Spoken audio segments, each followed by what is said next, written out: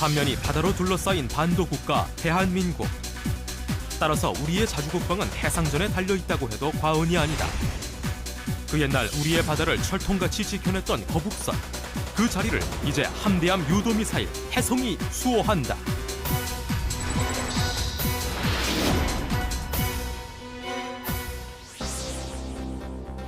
안녕하십니까. 한국의 무기 세계를 날다 이성수입니다. 현대전은 첨단 무기를 얼마나 보유하느냐에 따라 그 승패가 좌우되는데요. 바다에서도 예외는 아니죠. 수중, 수상, 그리고 항공전으로 이어지는 현대 해상전에서 순수 국내 기술력으로 탄생해 세계 최고 수준을 자랑하는 무기가 있습니다. 대한민국의 바다를 지키는 함대함 유도미사일, 해성이 그 주인공입니다. 함대함 유도미사일은 주로 함정에서 적함을 공격하기 위해서 사용되는 유도탄이다.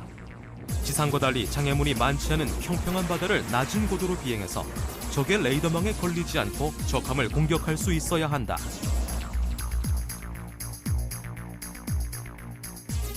이러한 기술력은 무기 선진국에서도 몇 안 되는 국가만이 보유하고 있는 실정인데 반도국인 우리나라의 경우 해상전이 중요한 만큼 그 필요성이 더욱 제기됐다. 이에 1982년 우리 해군은 단거리 함대함 미사일 해룡의 개발에 착수. 실제 함정에 탑재해 약 1년간 운용하기도 했지만 끝내 전략화 단계에 이르지는 못했다. 해외로부터 주요 핵심 부품을 도입해 개발을 했었는데 막상 개발이 끝나자 해외 업체들이 비싼 가격을 책정하는 등 횡포를 부린 것이다. 이후 우리 해군은 미국의 함대함 유도미사일 하푼을 도입해 사용했다. 하지만 정비 시간과 비용이 많이 드는 등 여러 가지 문제가 있어 1990년대 초반 다시금 함대함 유도미사일의 국산화 필요성이 제기됐다. 그리고 드디어 1996년 우리 군은 새로운 무기 개발에 도전장을 내밀었다. 미국의 하푼을 도입해서 운용하고 있었는데 이것은 세계 여러 나라에 수출되어 운용되고 있기 때문에 유도탄의 대전자전 방어 능력이 대체로 노출되었다고 볼 수도 있었고 이 유도탄이 고장이 났을 경우에 미국까지 보내서 정비를 해야 되므로 시간이 많이 걸리고 또 비용도 고가여서 함대함 유도탄은 정밀 타격이 가능한 첨단 무기다. 때문에 많은 고도의 전자기술을 활용한 장비들이 들어가는데 우리의 개발 목표는 미국의 하푼을 능가하는 미사일을 만드는 것.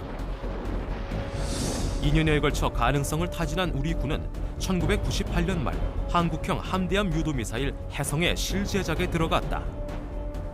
그렇다면 개발진이 가장 중점을 둔 부분은 무엇이었을까?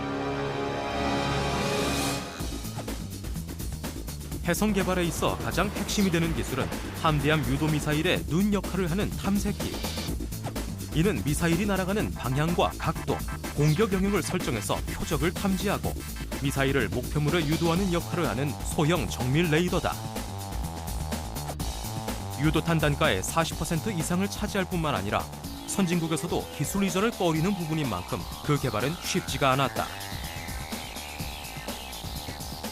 하지만 우리 군은 세계 최첨단 성능과 적함의 전자방해에 대응할 수 있는 독자적인 전자전 방어 대책을 보유한 탐색기를 개발했다. 강한 전자파를 발산을 해가지고 탐색기가 그 외부 노이즈로 인해서 눈이 멀 수도 있고 또한 가짜 표적을 발사해서 그것으로 인해서 마치 함정 옆에 있는 것 같은 그런 효과를 노리고자 합니다. 이러한 문제점들을 해결하기 위해서 함정에서 발사하는 강한 전파인 전자전의 그냥 공격을 다시 한번 필터링해서 그 정확한 정보를 인식을 해서 비행을 할 수 있도록 스스로 통제, 비행 제어합니다. 우리가 넘어야 할 산은 탐색기뿐만이 아니었다. 미사일이 발사된 이후에 목표물을 스스로 탐지하고 추적해 폭파하기까지 장거리 비행을 가능하게 해주는 것이 바로 제트 엔진.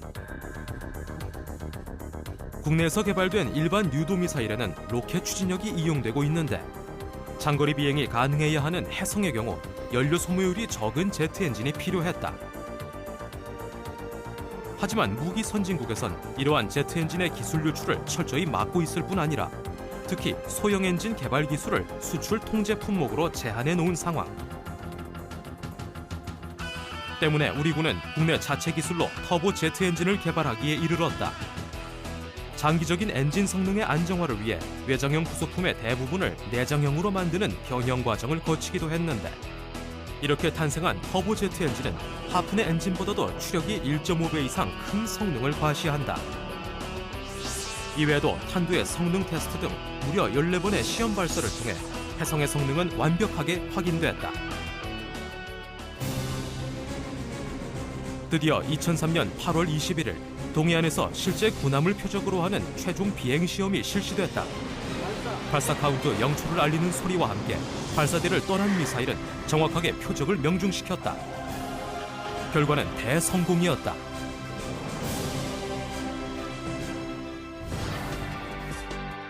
(2003년 10월 1일) 건군 55주년 국군의 날 행사에서 그 당당한 모습을 공개한 한국형 함대함 유도 미사일. 해성은 150km를 날 수 있어 미국의 하푼보다 월등한 사정거리를 자랑한다. 또한 함대함 유도 미사일은 숨을 곳이 없는 바다 위에서 적의 레이더망을 피해야 하는 특성 때문에 수면을 스치듯이 날아가야 하는데 이를 위해 우리 군은 낮게 날기 위한 고도를 측정하는 장비인 전파 고도계의 기술까지 국산 기술로 개발했다. 다양한 공격 방법을 자랑하는 해성은 적함을 단숨에 명중하지 못하고 빗나갈 경우 사거리 내에서는 다시 되돌아와 재공격할 수 있을 뿐 아니라 낮게 날아가다 목표물에 도달했을 때 급상승한 후 다시 아래로 내리꽂으며 공격하는 것까지 가능하다. 이 밖에도 목표물을 향해 상하 좌우로 움직이며 다가가는 회피 기동 공격을 보유하고 있다. 무엇보다 해성은 모든 부품까지 100% 국산으로 개발해 한국형 미사일의 역사를 다시 썼다는 데 중요한 의미를 가진다.